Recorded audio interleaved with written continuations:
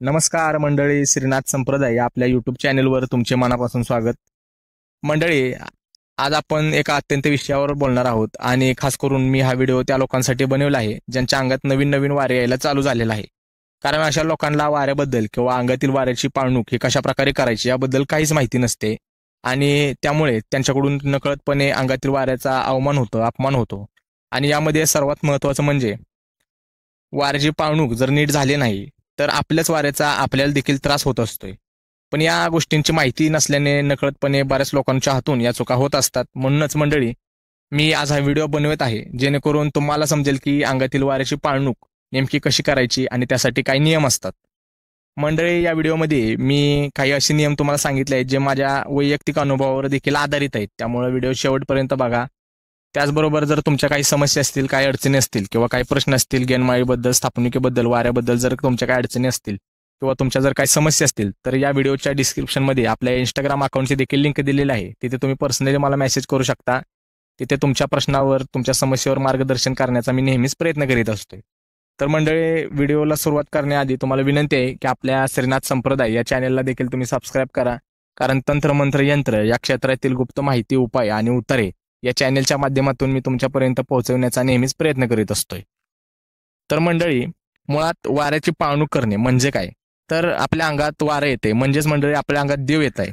तर त्यासाठी आपल्याला काही नियम हे पाळावे लागत असतात आणि यातील सर्वात पहिला नियम म्हणजे ज्या व्यक्तीच्या शरीरामध्ये वारं येत आहे अशा व्यक्तीने शिवता शिवत होऊन द्यायची नसते. आता यामध्ये स्पष्ट सांगायचं म्हणलं तर ज्या व्यक्तीच्या अंगात वारं येत आहे अशा व्यक्तीने मासिक धर्म आलेल्या व्यक्तीच्या संपर्कात किंवा अशा महिलेने बनवलेले अन्न, पाणी अशा गोष्टींचे सेवन करायचं नसतंय. आणि मंडळी, हा नियम पुरुषांसाठी पण आहे आणि महिलांसाठी पण हा नियम आहे. मंडळी, अंगात येणाऱ्या सर्वांनाच हा नियम पाळावाच लागतो. आणि यामध्ये मंडळी अनेक वारे तर एवढी कडक असतात की त्यांच्याकडून जर अशी काही चूक झाली, अशी काही शिवत झाली तर लगेच त्यांच्या अंगावर फोड्या येणे, चट्टे उठणे किंवा अंगाची खाज होणे असे त्रास देखील त्या लोकांना होत असतात. त्यामुळे मंडळी, हा नियम अत्यंत महत्त्वाचा आहे. ज्यांच्या अंगात वारं येते त्या लोकांना हा नियम पाळावाच लागतो. मंडळी, वाऱ्याची पाळणूक करत असताना पाळायचा दुसरा नियम म्हणजे आपल्या वाऱ्याला जी गोष्ट चालत नाही, जी गोष्ट आपल्या वाऱ्याला खपत नाही ती गोष्ट आपण देखील पाळाव्या लागतात. म्हणजेच जर समजा एखाद्याची नाथाची वारी असेल किंवा दत्त महाराजांची वारी असेल, त्याचबरोबर ज्योतिबा देवाची जर वार असेल तर अशा लोकांनी मांसाहार करणं हे पूर्णपणे बंद केलं पाहिजे. त्याचबरोबर मंडळी, सांगायचं झालं तर काळूबाईचं जर वारं कुणाला येत असेल तर आई काळूबाईला काळं वस्त्र चालत नाही, काळा रंग चालत नाही, तर अशा लोकांनी काळं वस्त्र घालणं हे टाळलं पाहिजे. थोडक्यात काय, तर आपल्या देवाला जी गोष्ट चालत नाही ती गोष्ट आपण सुद्धा करायची नसते. आता यामध्ये पाळायचा तिसरा नियम म्हणजे जोवर तुमच्या वाऱ्याची स्थापणूक होत नाही तोवर तुम्ही इतरांची कोडी घेणं किंवा वाऱ्याला प्रश्न विचारणं अशा गोष्टी करायच्या नसतात. त्याचं कारण असं आहे मंडळी की देवगादीला न बसवता तुम्ही जर इतरांची कोडी घेत असाल, इतरांचे प्रश्न सोडवत असाल किंवा वाऱ्याला इतरांचे प्रश्न टाकत असाल तर यामुळे तुमच्या वाऱ्याची ताकद ही कमी होत असते.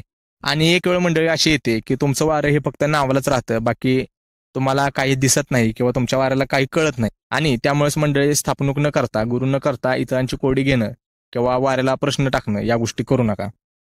मंडळी, यामध्ये चौथा नियम म्हणजे ज्यावेळी तुमचे वारे हे नवीन नवीन यायला चालू झालेलं असतं तेव्हा त्या वाऱ्याचा जास्त बोबाटा करायचा नसतो किंवा देवऋषांकडे जाऊन लगेच सांगायचं नसतं.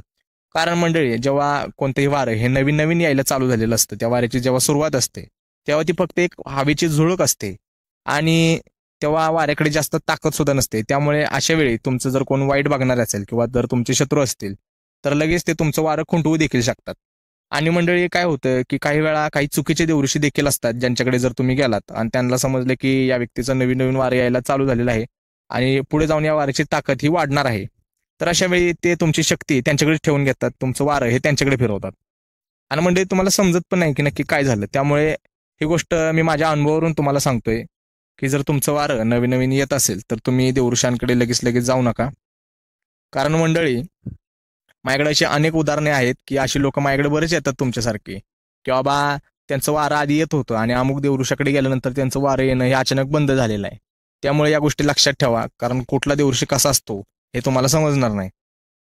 आता मंडळी, अंगातील वाऱ्याची पाळणूक करण्यासाठीचा पुढचा नियम म्हणजे, आणि खास करून हा नियम त्या लोकांसाठी आहे ज्यांचं नवीन नवीन वारं यायला चालू झालेलं आहे किंवा अजून ज्या लोकांनी गुरु केलेला नाही अशा लोकांनी हा नियम लक्षात ठेवा की कधीही गुरु करताना घाई करू नका, योग्य आणि ज्ञानी गुरुच करा.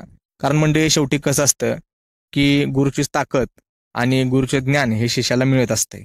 आणि मंडळी आजकाल काय झाले की पैशासाठी कोण पण गुरु व्हायला लागलेत, कोण पण गेनवाळी स्थापनेचे कार्यक्रम करायला लागलेत. तर मंडळी असंच चालत नाही. मंडळी नुसतंच एखाद्या व्यक्तीच्या अंगात येतंय किंवा अंगातील वारं अमुक देवाचं नाव सांगतंय म्हणून लगेच स्थापणूक करायची, गेनमाळ करायची, तर असं चालत नाही मंडळी. आधी बघावं लागतंय की नक्की वारं हे खरं आहे का, नक्की त्याच देवाचं हे वारं आहे का ज्या देवाचं ते नाव सांगतंय, का त्याच्या मागून दुसरं कोणतरी बोलतंय, त्याच्या मागून जर कुठली वाईट शक्ती तर नाहीये ना. या गोष्टी सर्व बघाव्या लागतात मंडळी.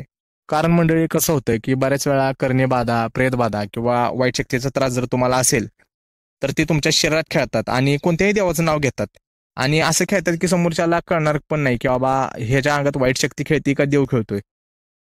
आणि ते कोणत्याही देवाचं नाव घेतात, कोणत्याही देवाचं चांगलं करतात, कोणत्याही देवाचं उदो करतात. त्यामुळे या गोष्टी कळणं गरजेचं असतं की हे वारं नक्की कुठलं आहे, नक्की देवाचंच आहे का की बाहेरच्या कुठल्या ताकदीचं वारं आहे. म्हणून अंगात वारं येत असेल तर लगेच घाई करू नका, थोडा उशीर होऊ द्या, पण गुरु मात्र व्यवस्थितच करा, गुरु मात्र योग्यच करा. आता यामध्ये पुढचा नियम म्हणजे तुमचं जर वारं येत असेल आणि तुम्हाला जर लोकांची प्रश्न सुटत असतील, तुमच्याकडून लोकांची कोडी सुटत असतील, तर या गोष्टीचा तुम्ही कधी गर्व करू नका किंवा या गोष्टीचं तुम्ही असं समजू नका की माझ्या अंगात देव येतोय आणि मी लोकांचं कल्याण करतोय. तरी असं नसतं. तुमच्या अंगात देव येतोय म्हणजे तुम्ही स्वतः देव नाहीये, तर देवाचे गण तुमच्या अंगात येऊन लोकांची समस्या हे करत असतात. त्यामुळे या गोष्टीवर तुम्ही गर्व करण्यासारखं काहीच नाहीये. त्यामुळे गर्व करू नका आणि मुळात ही गोष्ट लक्षात ठेवा की ज्या व्यक्तीकडे गर्व असतो, अहंकार असतो, दैवशक्ती त्या व्यक्तीकडे कधीही थांबत नाही. मुळात मंडळी देव हा लोकांचं कल्याण करण्यासाठी तुमच्यापाशी येत असतोय, की त्याला वाटत असतं देवाला पण की ह्या व्यक्तीकडून इतरांचं कल्याण होईल, त्यासाठी तो तुमच्याकडे येत असतोय. पण तुम्ही जर अहंकार करत असाल, गर्व करत असाल, तर देवी शक्ती तुमच्याकडे जास्त दिवस टिकत नाही. आता यामध्ये पुढचा नियम म्हणजे मंडळी तुमच्या देवतेचा जो काही वार असेल, तुमच्या वाऱ्याचा जो काही दिवस असेल, तर त्या दिवशी किमान त्या दिवशी तरी तुमच्या वाऱ्याच्या नावानं तुम्ही भोग दिला पाहिजे, तुमच्या देवाच्या नावानं तुम्ही नैवेद्य हा ठेवला पाहिजे. आणि यामध्ये अजून एक गोष्ट लक्षात ठेवायची म्हणजे की तुमच्या वाऱ्याचा जो काही दिवस असेल त्या दिवशी तुम्ही पावित्र्य राखणं हे देखील तितकंच गरजेचं आहे. त्या दिवशी तुम्ही ब्रह्मचर्याचं पालन करणं आणि मांसाहार टाळणं या गोष्टी सुद्धा तुम्ही कराव्या लागतात. आणि मंडळी तो एक दिवस तुम्हाला पूर्णपणे देवाच्याच नावानं अर्पण करायचा आहे. तर मंडळी अंगातील वाऱ्याची पाळणूक करण्यासाठीचे हे होते काही महत्वाचे नियम. आता काही छोटे मोठे नियम पण आहेत, पण ते सुद्धा तुम्हाला पाळणं हे तितकंच महत्वाचं असतंय. आता यामध्ये वर्षश्राद्ध, सुतक किंवा बाळंत घरातील अन्न पाणी हे तुम्हाला घ्यायचं नसते.